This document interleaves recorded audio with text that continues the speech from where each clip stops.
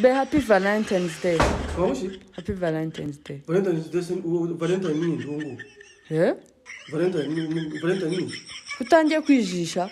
Valentine ni iki? Uragiye mutaza kunsohokana. Valentine ni ndi ubwo buhano ni. Ni umunsi w'abakundanye.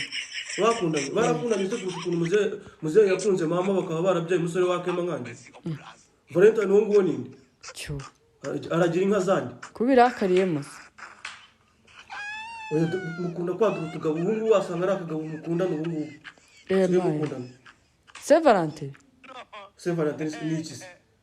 Saint Valentin yaragira inka zamuze yaraturagiye ku cyanda. Yaragira inka yuhira inka zamuze za rumanzi. Sibyo bihuriye. Ibyo bihuriye na Saint Valentin. Saint Valentin gatiki se?